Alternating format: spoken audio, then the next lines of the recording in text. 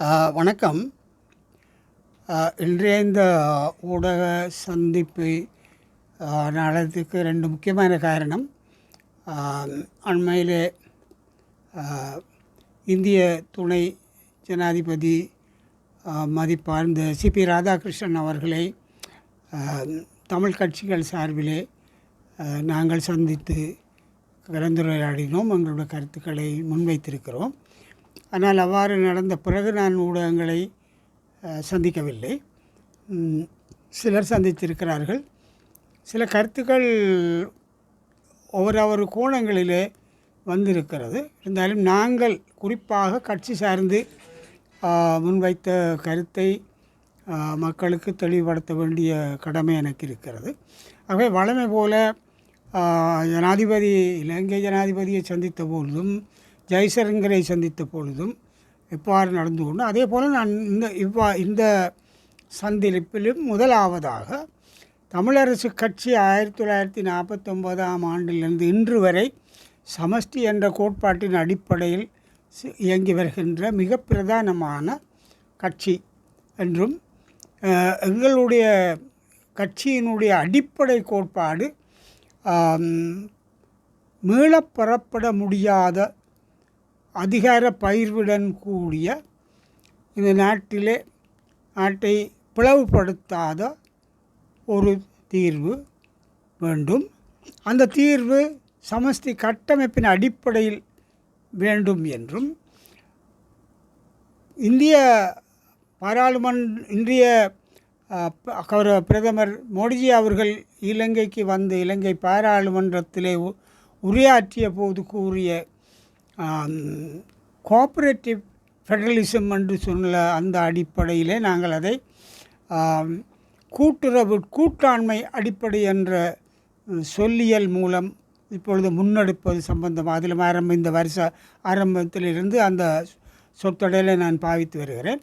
அதையும் அவர்களுக்கு சொல்லி எங்களுடைய நிலைப்பாடு தெளிவான கூட்டாட்சி என்பதையும் கூறின பொழுது ஒரு விஷயம் அவர்கள் கேட்டார்கள். நான் அவர்களுக்கு சொன்னேன், தமிழரசு கட்சி இன்று வரையிலே பிரதான கட்சியாக இருக்கிறது, 8 பாராளுமன்ற உறுப்பினர்களை கொண்ட ஒரு கட்சியாக இருக்கிறது என்று சொன்ன பொழுது அமிர்தலிங்கம் இருந்த கூட்டணி என்ற கட்சியில் நிலை இருக்கிறது அந்த கேள்வி அவர் கேட்டார்கள். அப்பொழுது நான் சொன்னேன், அப்பொழுதும் தமிழரசு கட்சி தான் பிரதான கட்சியாக கூட்டமைப்பாக இருந்தாலும் கூட்டணியாக இருந்தாலும் இருந்திருக்கிறது. ஆகவே தமிழ் மக்களுடைய அரசியல் நிலையை கூடி நாங்களே முன்னெடுத்து வருகிறோம் என்று அவர்களுக்கு தெளிவுபடுத்தி இருக்கிறேன். அந்த விடயத்தை பின்தொடர்ந்து சுமந்திரன் அவர்களும் ஸ்ரீதரன் அவர்களும் கூறியிருக்கிறார்கள். இது ஏன் வலியுறுத்துகிறேன் என்றால், நாங்கள் சமஷ்டி முறையை தொடர்ந்து வலியுறுத்துகிறோம் என்பதையும், நாங்கள் ஒற்றையாட்சி சமஷ்டி என்றாலே ஒற்றையாட்சி இல்லை, ஒற்றையாட்சியை இருக்கிறோம் என்ற அப்படி ஒற்றையாட்சிக்குள் அது அடங்குது என்றெல்லாம் பேசுகிற பேச்சுக்கு இடமில்லை என்பதற்காக நாங்கள் தெளிவாக எங்களுடைய கட்சி சமஷ்டி தொடர்ச்சியாக கடந்த 77 வருஷமாக சமஷ்டியே நாங்கள் கூறுகிறோம் என்பதை அவர்களுக்கு வலியுறுத்தி சொல்லியிருக்கிறேன். மிக முக்கியமாக ஒன்றை நான் அவதானித்தேன். அவர்கள் ஏற்கனவே அவருடைய இளைஞராக அவர் இருந்தபொழுது எங்களுடைய அரசியலிலும் அறிவுதலாக இருந்திருக்கிறார் என்பதை அவர் பிளாட்டிலோ நிறுவனங்களுடைய தலைவர்களை பற்றி பேசுகிறவர் சொன்னார். இப்பொழுது முக்கியமான ஒரு விடயம் எங்களுக்கு இந்தியாவில் இருக்கக்கூடிய அவர்களை இடம்பெயர்ந்து இருக்கிறவர்களை கூடுமானவரை நாங்கள் நாட்டிற்கு கொண்டு வர வேண்டும், மீள குடியமர்த்த வேண்டும் என்பது எங்களுடைய அடிப்படையான தேவையாக இருக்கிறது என்பதை அவர்களுக்கு சுட்டி காட்டினோம். அவருடைய கருத்திலே மிகவும் ஒன்று தெளிவாக தெரிந்தது. அவர் இந்த விடயத்திலே மிகவும் ஆழமான ஒரு அணுகுமுறையை கொண்டிருந்தார் என்பது. ஏனென்றால் அவரே சொன்னார், இங்கே இருக்கக்கூடிய எங்களுடைய ஜனத்தொகை குறைந்து கொண்டு போகிறது. ஆகவே கூடுமானவரை இங்கே வரக்கூடியவர்களை தாங்கள் இங்கே விடமைத்து கொடுக்குறேன்றால் அங்கே கொடுக்குறேன்னா இங்கேயும் கொடுக்கலாம், இந்தியா அரசாங்கம் செய்யலாம். ஆனால் கூடுமானவரை இங்கே வர விரும்புகிறவர்களை முதலிலே தெரிவு செய்து அவர்களை இங்கே அனுப்புவதன் மூலம் அவர்கள் ஒரு திருப்தியான மீள்குடியேற்ற வாய்ப்பு கிடைக்கிற பொழுது அவருடைய கருத்துக்களை ஏனையவர்களையும் இங்கே மீள்குடியிருப்பதற்கு கொண்டு வருவதற்கு இது ஒரு உந்து சக்தியாக அமையும் என்ற கருத்தை மிக ஆழமாக அதில் அவர் மிக முக்கியமாக எங்களுடைய ஜனத்தொகை குறைந்து கொண்டு போகிறதையும் அதனாலே எங்களுக்கு பாதிப்பு ஏற்படும் அரசியல் ரீதியாக என்பதையும் மிக தெளிவாக உணர்ந்து கொண்ட ஒரு தலைவராக அந்த கருத்தில் இருந்து நான் பார்த்தேன். மிக தெளிவாக எங்களுடைய அவர்கள் பேசினார்கள். மற்றது எங்களுடைய ஏனைய விடயங்கள் பேசப்பட்டிருக்கிறது. பாடசாலை விஷயங்கள் அதில் ஏற்கனவே ஊடகங்களில் வந்திருக்கிறது. ஆனால் முக்கியமாக படம் எடுக்கிற விஷயம் ஆரம்பத்தில் எந்த தலைவர் வந்தாலும் பெரியவர்கள் முதலில் பங்கு பெற்றவர்களை முதல் குரூப் போட்டு கொண்டு குழு படம் எடுக்கிறது கூப்பிடுவார்கள். அது வளமையாக நீங்கள் கூப்பிடுறது அது மோடி வந்த பொழுதும் பாரத பிரதமர் மோடி அவர்கள் வந்த பொழுதும் நடந்தது. இப்பொழுதும் கூப்பிட்டா நாங்கள் தெரியாது எங்களுக்குள்ள கொஞ்சம் முன்னுக்கு ரெண்டு பின்னுக்கு நிற்கிற அது ஒன்று இருக்குதானே. அப்போ பேருந்து ஒரு மாதிரி நிற்க பேருந்து அவர் சரி எல்லோரும் பேருக்கும் தனித்தனி எடுப்போம் எடுப்பேன். தனித்தனி எடுத்தேன். நானும் போய் முதலாகவே அதுலேருந்து நான் தான் முதல் எடுத்தேன். அவர் கூப்பிட்டேன். நான் போய் தள்ளுப்படையில் நல்லூருக்கு இல்லை திருநூறு வாங்கின மாதிரி போய் அதில் போய் நின்று அவர் கூப்பிட்டார் போனோம். இப்போ இந்த எல்லோரும் தனியாக தான் எடுத்தேன். இப்போ இந்த அதை வச்சு எல்லாம் படம் போடினோம். அது வேறு.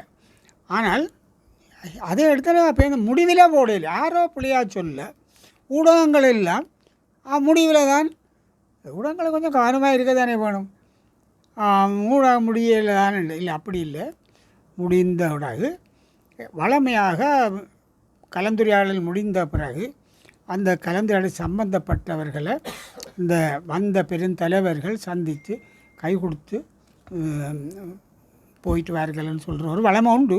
அப்படி சொல்கிற இடையில் மிக முக்கியமான ஒரு கருத்தை ராதாகிருஷ்ணன் அவர்கள் என்னுடைய கையை பிடித்து கொண்டு ஸ்ரீதரனை கையை பிடித்து கொண்டும் எப்படி தான் சொன்னார். உங்களுடைய கட்சிகள் அதிகரித்து போச்சு, இதை பறித்து ஒரு அளவுக்கு ஒழுங்குக்கு கொண்டு வாருங்கள் அண்டு கையை பிடிச்சி கொண்டு தான் சொன்னார். அதில் இருந்து ஒரு ஆழமான ஒரு விஷயம் நாங்கள் புரிந்து கொள்ள வேணும். இப்போ எங்களுக்கு வீட்டுக்கு வீடு கட்சி இருக்குது. இப்போ என்ன சொல்கிறது, மாவட்டத்துக்கு மாவட்டம், இப்போ மாகாணத்துக்கு மாகாணம், ஒவ்வொரு கட்சி ஒவ்வொரு வீட்டு கட்சி. அப்போ அவர்களுக்கும் தெரியாது போல இருக்குது. அவள் தெரியாது தான் எத்தனை ஆட்சி இருக்குன்னு முன்னே தெரியாது. அவர் சொல்கிறார் இது ஆரோக்கியமானது அல்லன்றதை ஒரு ஒரு ஒரு உண்மையாக ஒரு ஆழ்ந்த அனுபவமுள்ள அரசியல் ஞானமுள்ள ஒரு பெரிய பாரதிய ஜனதா கட்சியினுடைய பாராளுமன்ற உறுப்பினராக அமைச்சர் உறுப்பினராக இருந்த ஒரு பெரிய அறிவாளி என்ற வாயில் இருந்தவர் வருகண்டா நாங்கள் அதை அவதானமாக ஆராய்ந்து பார்க்க வேணும். எண்ணிக்கையில் கட்சிகளை சில கட்சிகள் என்று தாங்களே ஒரு கட்சி பேந்தில் டேட்டில் கட்சி இப்படி நாங்கள் வைக்கிறது தெரியான்றது மக்கள் முன்னே செல்ல கொண்டெடுக்க வேண்டிய அவர் கூறின கருத்தை மக்களுக்கு சொல்ல வேண்டிய கடப்பாடு எங்களுக்கு இருக்குது. நான் முக்கியமாக இதில் ஒன்று சொல்ல வேணும்.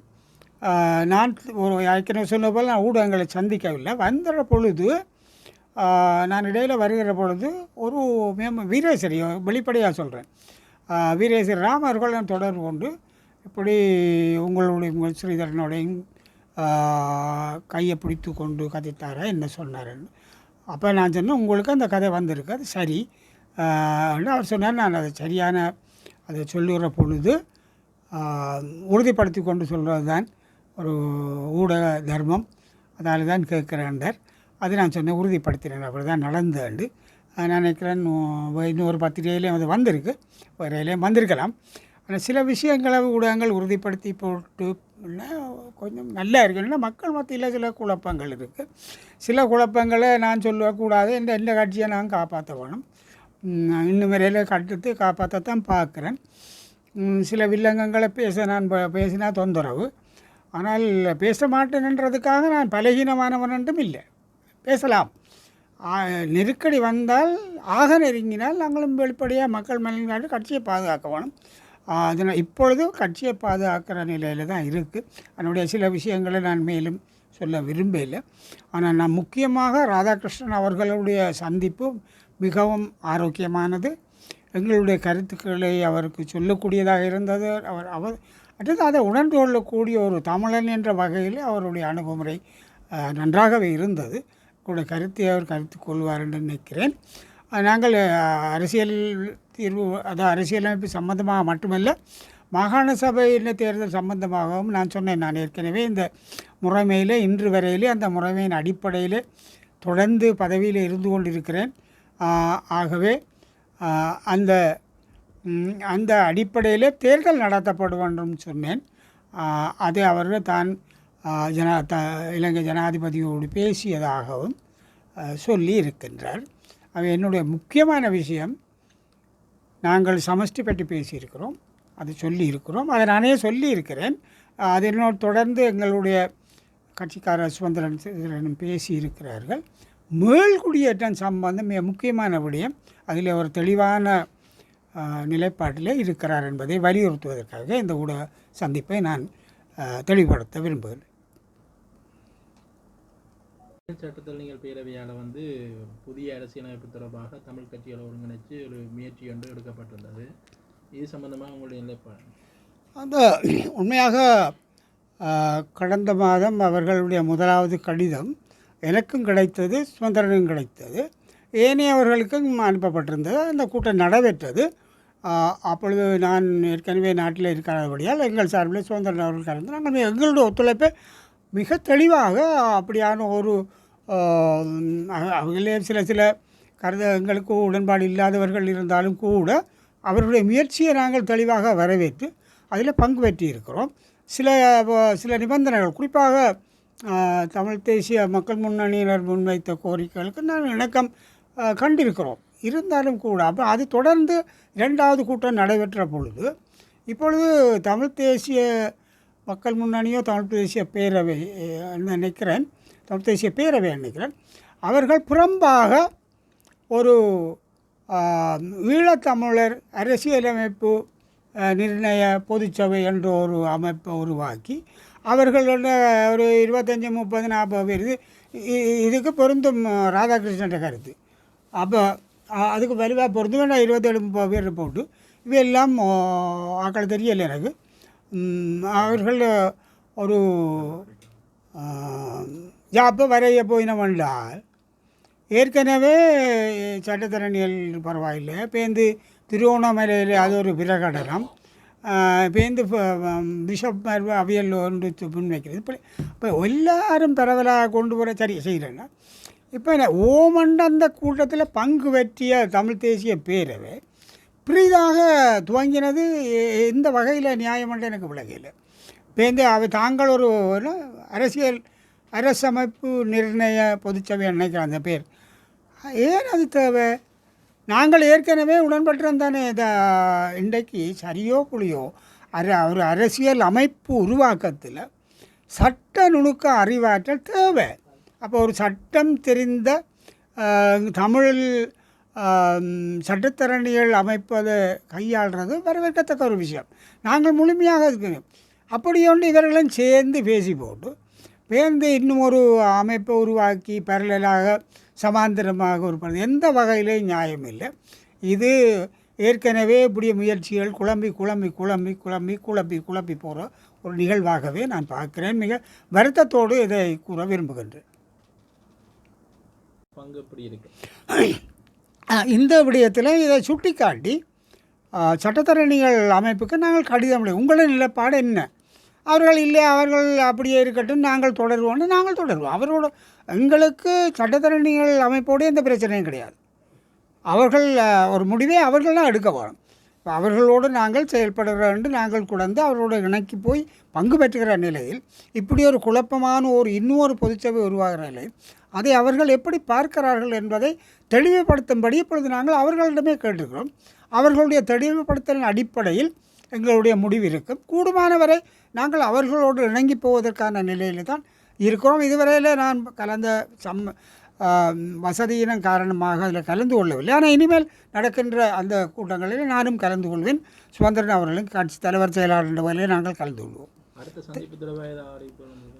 இதுவரையில் எங்களுக்கு நாங்கள் அனுப்பிய கடிதம் நாங்கள் 2 பேரும் கையெழுத்து வச்சு சட்டத்தரணிகள் அமையத்துக்கு எழுதின கடிதத்திற்கு இன்னும் பதில் கிடைக்கல. நாங்கள் பதிலை எதிர்பார்க்குறோம். பதிலின் அடிப்படையில் நாங்கள் முடிவெடுப்போம். அப்படி எடுக்கிற பொழுது எங்களுடைய பாராளுமன்ற அரசியல் குழு மற்றும் பாராளுமன்ற குழுவில் உடைய ஒரு சூம் முறையிலே கலந்து பேசி போட்டு முடிவெடுப்போம்.